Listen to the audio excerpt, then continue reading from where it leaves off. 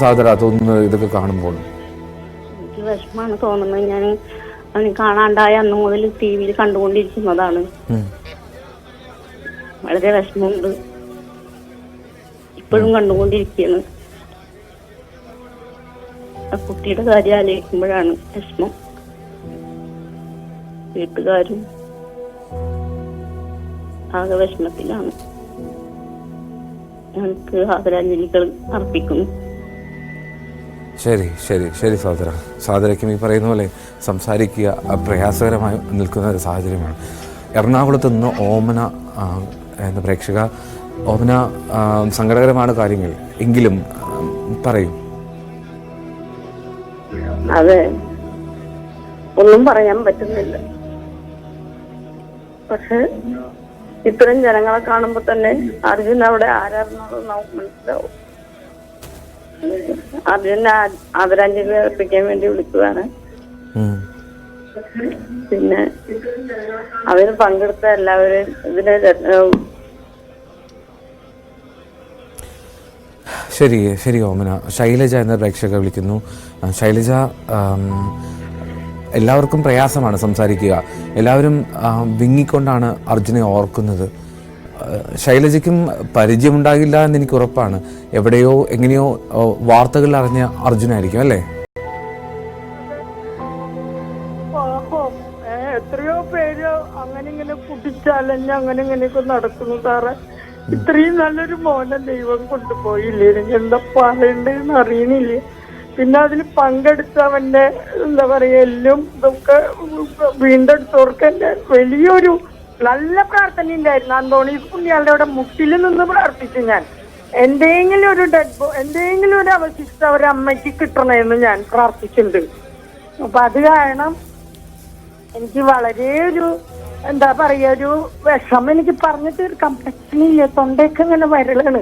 പറയുമ്പോ ഞാൻ കണ്ടിട്ടില്ല, ഞാൻ ആ സ്ഥലം അറിയത്തില്ല, ശിരൂരോ എന്താന്നൊന്നും എനിക്കറിയില്ല. പക്ഷെ എനിക്ക് ഇങ്ങനെയൊന്നും ഇനിയൊരു മരണം ആർക്കും സംഭവിക്കാതിരിക്കട്ടെ. അർജുനൻ ചേട്ടൻ എന്റെ ഭയ്യാണ്. അങ്ങോർക്ക് എല്ലാവിധ എന്താ പറയാ ആത്മാവിന്റെ ആദരവ് ഞാൻ കൊടുക്കണം. എനിക്ക് എന്താ പറയണ്ടേന്ന് കിട്ടുന്നില്ല. എന്തെങ്കിലും തെറ്റുണ്ടെങ്കിൽ എന്നോട് ക്ഷമിക്കണം. എനിക്ക് അത്രയ്ക്ക് വിഷമുണ്ട് മനസ്സിന്റെ ഉള്ളിൽ, നെഞ്ചിന്റെ ഉള്ളിൽ പൊരിയണു സാർ. ശരി, താങ്ക് യു. ശൈലജ, ഒന്നിനും ഒരു തെറ്റുമില്ല. ശൈലജ തുറന്ന് സംസാരിക്കുക എന്നത് മാത്രമാണ്. നമ്മൾ അർജുന് വേണ്ടി അവസാനമായി എത്തരത്തിലല്ലേ, ഏറ്റവും മനസ്സിൽ നിന്ന് ഹൃദയത്തിൽ നിന്നല്ലേ അനുശോചനം അറിയിക്കേണ്ടത്. നമുക്ക് ചെയ്യാം, അത്രമാത്രം. ഈ സങ്കടം അത് നമുക്ക് ആ കുടുംബത്തിന് വേണ്ടി നമുക്ക് മാറ്റിവെക്കാം. ശൈലജ. ആദിത്യ എന്നൊരു പ്രേക്ഷക വിളിക്കുന്നുണ്ട്. ആദിത്യ, പറയൂ. ആദിത്യ, കേൾക്കാമോ? പറഞ്ഞോളൂ. അർജുൻ ബ്രദറിന് വേണ്ടി ഞാൻ ആദരാഞ്ജലി അർപ്പിക്കാൻ വേണ്ടി വിളിച്ച. എവിടെ നിന്നാണ് വിളിക്കുന്നത്? കോഴിക്കോടല്ലേ? കോഴിക്കോട് തന്നെ. അടുത്താണോ ഈ പ്രദേശം, ഈ സ്ഥലം? ഇവിടെ കക്കോടിന്റെ അടുത്തല്ലേ, ഞങ്ങൾക്ക് അറിയാം സ്ഥലം. വരാൻ പറ്റി ഭയങ്കര സങ്കടമുണ്ട്. ഇങ്ങനെയൊക്കെ ഒരു കാഴ്ച ഒരു പക്ഷേ നമ്മൾ ആദ്യമായിട്ട് കാണാതിരിക്കല്ലേ, ഒരു തരത്തിലും അറിയപ്പെടാത്ത ഒരാൾക്ക് വേണ്ടി ഒരു നാടൊന്നാകെ നിൽക്കുന്നത്. കൊറേ കിട്ടണം പ്രാർത്ഥിച്ചു ജീവനോടെ. ആശ്വസിപ്പിക്കാം നമുക്ക് ആ കുടുംബത്തെ. ആദിത്യ, അതിന്റെ അപ്പുറത്തേക്ക് നമുക്കൊന്നും പറയാൻ കഴിയില്ല എന്നുള്ളതാണ് അതിന്റെ യാഥാർത്ഥ്യം. ശരി ആദിത്യ, വിളിച്ചതിന് നന്ദി, അനുശോചനം അറിയിച്ചതിന്.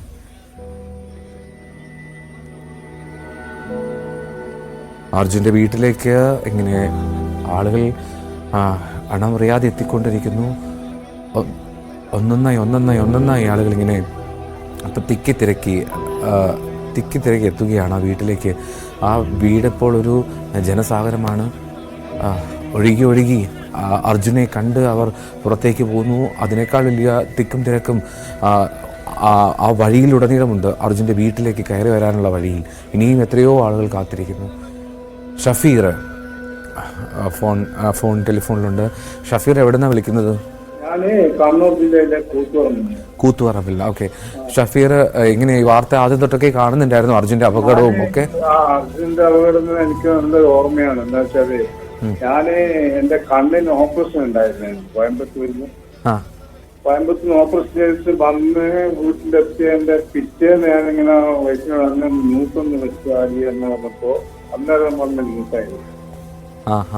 അപ്പൊ അതിങ്ങനെ ഇങ്ങനെ കണ്ടുകൊണ്ടിരിക്കും. ഒരു കണ്ണ് ഓപ്പറേഷൻ ചെയ്ത സമയത്തായതുകൊണ്ട് ഇങ്ങനെ ആ തന്നെ ആയിപ്പോയാണ് ഈ അർജുന്റെ കേസ്. അങ്ങനെ ഇപ്പോ കഴിഞ്ഞ ആഴ്ച രണ്ടാമത്തെ കണ്ണും കൂടി ഓപ്പറേഷൻ ചെയ്തതിനു ശേഷമാണ് കൃത്യമായിട്ട് വിവരം വന്നത്.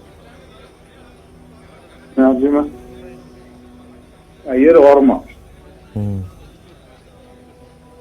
ശരി ശരി ഷഫീർ, ഇതുപോലെ പല പല അനുഭവങ്ങളായിരിക്കും. അർജുൻ്റെ ആ വാർത്ത വന്ന ദിവസം മുതൽ ഏറ്റവും ഒടുവിൽ അർജുനെ ലോറി ക്യാബിനിൽ കണ്ടെത്തുന്ന ദിവസം വരെ അർജുൻ്റെ വാർത്തയ്ക്ക് പിന്നാലെ അർജുൻ എന്ത് സംഭവിച്ചു, അർജുൻ എന്തായി എന്ന് ചോദിച്ചറിഞ്ഞവരായിരിക്കും നിരവധിയായിട്ടുള്ള ആളുകൾ. അവരൊക്കെയാണ് ഇപ്പോൾ ഈ അനുശോചനവുമായി അർജുൻ്റെ വീട്ടിലും അല്ലെങ്കിൽ ഇപ്പോൾ നമ്മുടെ ടെലിവിഷൻ സ്ക്രീനിലുമൊക്കെ ഉള്ളത്. എത്രയോ പേരാണ് അങ്ങനെ വിളിച്ച് അനുശോചനം അറിയിക്കുന്നത്. ഭവ്യ പാർവതി ആ വീട്ടിലുണ്ട്. ഭവ്യ, ഈ പൊതു ദർശനം അത് എത്ര മണിക്കൂർ നീളുമെന്നാണ് കരുതേണ്ടത്? കാരണം എത്രയോ ആളുകളാണ് ഇങ്ങനെ വരിയായി കാത്തു നിൽക്കുന്നത്. തീർച്ചയായും എന്തോ ഈ സമയത്ത് നമുക്കിപ്പോ ഒന്നും പറയാൻ പറ്റാത്തൊരു സാഹചര്യമാണ്. കാരണം അത്രമാത്രം ആളുകൾ ഇവിടെ ഉണ്ട്. പക്ഷേ നേരത്തെ പറഞ്ഞത് പ്രകാരം 1 മണിക്കൂർ ആണ് കൃത്യമായി പൊതുദർശനം എന്നായിരുന്നു നേരത്തെ കണക്ക് കൂട്ടിയത്. പക്ഷേ ആ 1 മണിക്കൂറൊക്കെ കഴിഞ്ഞ് 2 മണിക്കൂറിലോട്ട് അടക്കം എത്തുന്ന സാഹചര്യമാണ് ഇപ്പോൾ ഉള്ളത്. ഈ നാട് മുഴുവൻ അല്ലെങ്കിൽ മലയാളികൾ മുഴുവൻ ഇവിടെ ഉണ്ടോ എന്ന സംശയം പോകുന്ന വിധത്തിൽ ഇവിടെ ആളുകളുണ്ട് എന്ന് പറയാതെ വയ്യ. നമ്മൾ നേരത്തെ മുതൽ പറഞ്ഞുകൊണ്ടിരിക്കുന്ന പോലെ കണ്ണാടിക്കൽ ഗ്രാമം ഇത്ര വികാരപരമായ ഒരു യാത്രയയപ്പ് അല്ലെങ്കിൽ ഇത്ര ജനസഞ്ചയമുള്ള ഒരു യാത്രയയപ്പ് ഇതുവരെ കണ്ടിട്ടുണ്ടാവില്ല എന്ന് ഉറപ്പിച്ച് പറയാൻ സാധിക്കും. അത്രമാത്രം ജനങ്ങളാണ് അർജുനെ കണ്ട് തിരിച്ചു പോകുന്ന എല്ലാവരുടെയും കണ്ണുകൾ ഈറനണിഞ്ഞ കണ്ണുകളാണ് നമുക്ക് കാണാൻ സാധിക്കുന്നത്. കൂപ്പ് കൈകളോടെ കണ്ണ് നിറഞ്ഞ് അവിടെ നിന്ന് അർജുനെ കണ്ട് ഇറങ്ങി വരുന്ന ആളുകളെ നമ്മൾ കാണുന്നു. ഇപ്പോഴും റോഡ് സൈഡിൽ വരി അങ്ങനെ നീണ്ടു കിടക്കുകയാണ്. അത്രമാത്രം നീണ്ട വരികളുണ്ട്. രാഷ്ട്രീയ പ്രമുഖരടക്കം ഇവിടെ എത്തിയിട്ടുണ്ട്. അല്പസമയം മുൻപ് ശ്രീ എം കെ രാഘവൻ നമ്മളോട് സംസാരിക്കുകയുണ്ട്. അദ്ദേഹം പോലും പറഞ്ഞു, ഇന്ത്യ കണ്ടതിൽ വെച്ച് ഏറ്റവും വലിയ നീണ്ട ഒരു ദൗത്യത്തിനാണ് ഇപ്പോൾ കേരളക്കര സാക്ഷ്യം വഹിച്ചത്. 72 ദിവസം നീണ്ട ഒരു രക്ഷാ ദൗത്യത്തിന് നമ്മുടെ രാജ്യം പോലും ഇതുവരെ സാക്ഷിയായിട്ടില്ല എന്ന് അദ്ദേഹം പറയുന്നു. സതീകൃഷ്ണ സെയിൽ കൂടെയുണ്ട്. അദ്ദേഹത്തിന്റെ പ്രതികരണം നമ്മൾ തേടിയിട്ടുണ്ട്. അദ്ദേഹം അടക്കം എല്ലാവരും ഒറ്റക്കെട്ടായി അർജുന് വേണ്ടി നിന്നു എന്നുള്ളതാണ്. കർണാടക സർക്കാരിന്റെ ഒരു ധനസഹായം എന്ന രീതിയിൽ 5 ലക്ഷം രൂപ അദ്ദേഹം ഇവിടെ അർജുന്റെ കുടുംബത്തിന് കൈമാറി. അതിന് പുറമെ സതീഷ് കൃഷ്ണ സെയിലിന്റെ മാത്രം ഒരു ഉപഹാരം എന്ന തരത്തിൽ 1 ലക്ഷം രൂപ അദ്ദേഹവും കൈമാറി. അങ്ങനെ മറ്റൊരു സംസ്ഥാനം കൂടി നമുക്കൊപ്പം നിൽക്കുന്നു, മലയാളികൾക്കൊപ്പം നിൽക്കുന്നു, അർജുനൊപ്പം നിൽക്കുന്നു, അർജുന്റെ കുടുംബത്തിനൊപ്പം നിൽക്കുന്നു എന്ന് പറയും തക്ക വിധം അർജുന്റെ കുടുംബത്തെയും ചേർത്ത് നിർത്തുകയാണ് കർണാടക പോലും എന്ന് നമുക്ക് തോന്നിപ്പോകും. അത്രമാത്രം ജനസഞ്ചയമാണ് ഇവിടെ. നമുക്കറിയാം സതീകൃഷ്ണ സെയിലടക്കം ഇന്നലെ അവിടുന്ന് പുറപ്പെട്ടതാണ്, അർജുന്റെ മൃതദേഹത്തിനൊപ്പം പുറപ്പെട്ടതാണ് ഇങ്ങോട്ട്. ഇപ്പോഴിത് അവരൊക്കെ കണ്ണാടിക്കലാണ്, അർജുന്റെ നാട്ടിലാണുള്ളത്. അർജുൻ അന്ത്യവിശ്രമം കൊള്ളാൻ ഒരുങ്ങുകയാണ്. കുറച്ചു സമയം കൂടി എന്തായാലും പൊതുദർശനം ഉണ്ടാകുമെന്നാണ് നമുക്ക് മനസ്സിലാക്കാൻ സാധിച്ചത്. കാരണം അത്രമാത്രം ജനസഞ്ചയം കാത്തു നിൽക്കുന്നുണ്ട്. ഒരു വലിയ ഒരു തിക്കും തിരക്കും അല്പസമയം മുൻപ് ഇവിടെ ഉണ്ടായിരുന്നു. അത്രമാത്രം ജനങ്ങളാണ്. മന്ത്രി എ കെ ശശീന്ദ്രൻ സംസ്ഥാന സർക്കാരിനും മുഖ്യമന്ത്രിക്കും വേണ്ടി റീത്ത് സമർപ്പിച്ച് അല്പസമയം മുൻപാണ് ഇവിടെ നിന്ന് മടങ്ങിയത്. മലയാളികൾ എന്താണ് എന്ന് തോന്നിപ്പോകും വിധം ഒത്തൊരുമയോടുകൂടി ഒരു സാധാരണക്കാരനായ ഒരു ലോറി ഡ്രൈവർക്ക് വേണ്ടി ഒരു നാട് മുഴുവൻ ഒന്നിക്കുന്ന ഒരു കാഴ്ചയ്ക്കാണ് എൽദോ നമ്മളിപ്പോൾ സാക്ഷ്യം വഹിക്കുന്നത്. അത്രമാത്രം വികാര നിർഭരമായ സാഹചര്യം എന്ന് പറയാം. കണ്ണ് നിറയാതെ ഇവിടെ നിന്ന് അർജുനെ കണ്ട ഒരാളും മടങ്ങുന്നില്ല എന്നുള്ളതാണ്. കൂപ്പുകൈകളോടുകൂടി അർജുനെ കണ്ട് മലയാളികൾ യാത്രയാവുന്നതാണ് നമ്മളിപ്പോൾ കണ്ടുകൊണ്ടിരിക്കുന്നത്. പൊതുദർശനം ഇപ്പോഴും തുടരുകയാണ്. നേരത്തെ തന്നെ എൽദോ സൂചിപ്പിച്ചതുപോലെ തന്നെ മലയാളികളുടെ ഒരു ഒരുമ എന്താണ്, മലയാളികളുടെ ഒരു സ്നേഹം എന്താണ് എന്ന് തോന്നുന്ന കാഴ്ചകൾക്കാണ് നമ്മളിവിടെ സാക്ഷ്യം വഹിക്കുന്നത്. ഏറ്റവും പ്രധാനമായി ഈ സഹജീവികൾക്കായി എന്നും കേരളം കരുതി വെക്കുന്ന ഒരു സ്നേഹവും സഹാനുഭൂതിയും ഒക്കെ ഉണ്ടല്ലോ എൽദോ. അത് ആ ഒരു സഹാനുഭൂതിയും സ്നേഹവും വീണ്ടും അഭിമാനപൂർവ്വം തലയുയർത്തി നിൽക്കുകയാണ് എന്ന് നമുക്ക് വേണമെങ്കിൽ ഇവിടെ കാണുന്ന കാഴ്ചയിൽ പറയാം. പക്ഷെ അതൊരു വേദനിപ്പിക്കുന്ന കാഴ്ചയായി മാറി എന്ന് മാത്രമേ ഉള്ളൂ. ആ സഹാനുഭൂതിയും സ്നേഹവും ഒക്കെ ഒരു ചേതനയറ്റ ശരീരത്തിന് മുൻപിലായി പോയി. അർജുന നമുക്ക് തിരിച്ചു കിട്ടിയില്ല എന്നുള്ളൊരു വേദന മാത്രമേ ഉള്ളൂ. പക്ഷെ അപ്പോഴും കേരളം കാത്തുവെക്കുന്ന ആ ഒരു സ്നേഹവും സഹാനുഭൂതിയും ഒക്കെ ഇവിടെയും നിലനിൽക്കുകയാണ്. ഏറ്റവും പ്രധാനമായി അർജുന് വേണ്ടി നടത്തിയ തിരച്ചിലിൽ ദൗത്യത്തിനിടെ വീണ്ടും നമ്മൾ മലയാളികളുടെ സ്നേഹം ഒന്നിച്ചു എന്ന് നമുക്ക് പറയാൻ സാധിക്കും. കാരണം 72 ദിവസം മലയാളികൾ കാത്തിരുന്നത് അർജുൻ ജീവനോടെ എത്തുന്ന സംഭവിക്കാൻ വിദൂര സാധ്യത മാത്രമുള്ള ആ ഒരു അത്ഭുതത്തിന് വേണ്ടിയായിരുന്നു. പക്ഷെ അതുണ്ടായില്ല എങ്കിലും കുടുംബത്തിന്റെയും നാടിന്റെയും കാത്തിരിപ്പിനൊക്കെ ഉത്തരമില്ലാത്ത ചോദ്യങ്ങൾക്കൊക്കെയാണ് എൽദോ വിരാമമായത്. നമ്മൾ തുടക്കം മുതൽ പറഞ്ഞതുപോലെ അന്ത്യകർമ്മങ്ങൾ ചെയ്യാനെങ്കിലും ബാക്കി കിട്ടിയല്ലോ എന്നുള്ളൊരു പ്രതീക്ഷ മാത്രമേ ഇപ്പോൾ ഈ കുടുംബത്തിനുള്ളൂ. എന്തായാലും അർജുൻ നമ്മുടെ പ്രിയപ്പെട്ടവൻ, അവൻ ഉറങ്ങുന്നത് സ്വന്തം മണ്ണിലാണ്, സ്വന്തം വീട്ടുമുറ്റത്താണ് എന്നുള്ളൊരു ആശ്വാസമെങ്കിലും ആ കുടുംബത്തിനുണ്ടാകും.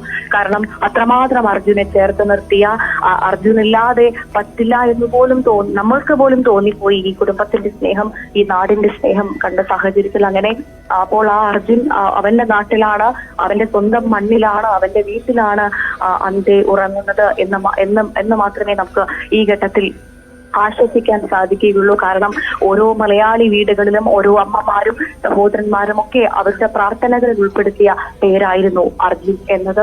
അങ്ങനെ തന്നെ ഒരു പക്ഷേ ഈ നാട് അറിയപ്പെടുകയും ചെയ്യും. കണ്ണാടിക്കൽ എന്ന ഗ്രാമം ഇപ്പോൾ അർജുൻ എന്ന് പറഞ്ഞാണെന്തോ അറിയപ്പെടുന്നത്. കാരണം അർജുന്റെ നാട്, അർജുന്റെ വീട്, അങ്ങനെയാണ് ഈ പ്രദേശം പോലും ഇപ്പോൾ അറിയപ്പെടുന്നത്. ഒരുപക്ഷെ ഇതിനു മുൻപ് മലയാളികൾക്ക് അല്ലെങ്കിൽ കോഴിക്കോടിന് പുറത്തുള്ളവർക്ക് കണ്ണാടിക്കൽ ഏതാണെന്നോ എന്നുള്ള ഒന്നും അറിയുകയുണ്ടാവുമായിരുന്നില്ല. പക്ഷെ ഇപ്പോൾ കേരളത്തിലുള്ള എല്ലാവർക്കും കണ്ണാടിക്കൽ എന്നൊരു ഗ്രാമത്തെ അറിയാം, അർജുനെ അറിയാം. മലയാളികൾക്ക് പ്രിയപ്പെട്ടവനായി അവൻ മാറി. നമ്മൾ ആവർത്തിച്ച് പറയുന്നുണ്ട്, ഒരു സാധാരണക്കാരനാണ്. സാധാരണക്കാരിൽ സാധാരണക്കാരായ കുടുംബം പുലർത്താൻ വളയം പിടിച്ച ഒരു മനുഷ്യനാണ്. അവനെ യാത്രയയക്കാനാണ് ഒരു നാട് മുഴുവൻ, ഈ നാട്ടിലെ പ്രമുഖരടക്കം, രാഷ്ട്രീയ നേതാക്കളടക്കം, നമ്മുടെ മന്ത്രിമാരടക്കം ഇവിടെ എത്തിയത് എന്ന് പറയുമ്പോൾ അത്രമാത്രം നമ്മുടെയൊക്കെ ഹൃദയത്തിൽ വലിയ സ്ഥാനമായി പോയി നമ്മുടെ പ്രിയപ്പെട്ട അർജുന എന്നുള്ളതാണ്. എന്തായാലും അത്രമാത്രം അർജുനെ ചേർത്ത് പിടിച്ച കർണാടക MLA അടക്കം, ഈശ്വർ മാൽപ്പയൊക്കെ നമ്മൾ ശിരൂർ ദൗത്യം ഇന്ന് വരെ നമ്മുടെയൊക്കെ മനസ്സിലുണ്ടാകുമോ അന്ന് വരെ നമ്മൾ ഓർമ്മിക്കുമെന്ന കാര്യത്തിൽ സംശയമില്ല. കാരണം സ്വന്തം ജീവിതം പോലും പണയപ്പെടുത്തി ആഴങ്ങളിലേക്ക് മുങ്ങി ഇറങ്ങിയ മനുഷ്യനാണ് ഈശ്വർ മാൽപ്പെ. തിരിച്ചു കിട്ടുമെങ്കിൽ തന്റെ സഹോദരനെ തിരിച്ചു കിട്ടും, താൻ അവസാനം വരെ ഒപ്പമുണ്ടാകുമെന്ന് ഈ കുടുംബത്തിന് ഉറപ്പ് നൽകി വന്ന ഒരാളാണ് ഈശ്വർ മാൽപ്പെ. അദ്ദേഹത്തെ നമുക്ക് പറയാതിരിക്കാൻ സാധിക്കില്ല. ഞാൻ നേരത്തെ സൂചിപ്പിച്ചിരുന്നു, സതീഷ് കാർവാർ MLA കുറിച്ച് അദ്ദേഹം പറഞ്ഞിട്ടുണ്ട് തന്റെ തിരഞ്ഞെടുപ്പ് പ്രവർത്തനങ്ങളിൽ പോലും താൻ ഇത്രമാത്രം അധ്വാനിച്ചിട്ടില്ല എന്ന്. കാരണം അതും നമ്മൾ ഓർക്കണം, ഒരു രാഷ്ട്രീയ നേതാവാണ്, ഒരു MLA ആണ്. അദ്ദേഹത്തിന് അവിടെ കാര്യങ്ങൾ നടക്കുന്നുണ്ടോ എന്ന് അന്വേഷിച്ചാൽ മാത്രം മതി ഒരു ഘട്ടത്തിൽ. പക്ഷേ അദ്ദേഹം ചെയ്തത് എന്താണ്? രാവിലെ ശിരൂർ ദൗത്യം ആരംഭിക്കുന്ന സമയത്ത് അവിടെ ചെല്ലുന്നു, അവിടെ നിന്ന് വൈകിട്ട് ആ ദൗത്യം എപ്പോൾ അവസാനിക്കുന്നുവോ ആ സമയം വരെ അദ്ദേഹം അവിടെ നിൽക്കുന്നു. അതേപോലെ MK രാഘവൻ MLA അദ്ദേഹം നിൽക്കുന്നു. നമ്മുടെ മന്ത്രി മുഹമ്മദ് റിയാസ് തുടങ്ങിയ എത്ര പേരാണ്, ഞാൻ ആരെങ്കിലും വിട്ടുപോയിട്ടുണ്ടോ എന്ന് എനിക്കറിയില്ല. എന്നാൽ പോലും നമ്മുടെ പ്രിയപ്പെട്ട നമ്മുടെ രാഷ്ട്രീയ നേതാക്കൾ, നമ്മുടെ സാധാരണക്കാരായ മനുഷ്യർ, ഇവിടുത്തെ രക്ഷാപ്രവർത്തകർ, അർജുന് വേണ്ടി തിരച്ചിലിറങ്ങിയ ഒരുപാട് രക്ഷാപ്രവർത്തകരുണ്ട് ഈ നാട്ടിൽ നിന്ന്. അങ്ങനെ എല്ലാവരെയും ഈ ഘട്ടത്തിൽ നമ്മൾ ഓർത്തു പോവുകയാണ്. ആ സ്നേഹം അവിടെ ശിരൂരിൽ അവസാനിച്ചില്ല, കാർവാറിൽ അവസാനിച്ചില്ല. ആ സ്നേഹം ഇങ്ങോട്ട് അർജുന്റെ വീട് വരെ എത്തി എന്നുള്ളതാണ് നമുക്ക് മനസ്സിലാവുന്നത്. കണ്ണാടിക്കലിൽ നിന്നും ആരംഭിച്ച വിലാപയാത്ര അർജുന്റെ വീട്ടിലെത്തി. അർജുന്റെ വീട്ടിലെ പൊതുദർശനം തുടരുകയാണ്. പൊതുദർശനം എത്ര സമയം വരെ നീളും എന്നുള്ളൊരു സംശയം ഇപ്പോഴും ബാക്കി നിൽക്കുന്നു. കാരണം അങ്ങനെ നീണ്ടു കിടക്കുകയാണ് അർജുനെ കാണാൻ ഇരിക്കുന്ന ആളുകളുടെ നിര എന്ന് വേണമെങ്കിൽ പറയാം.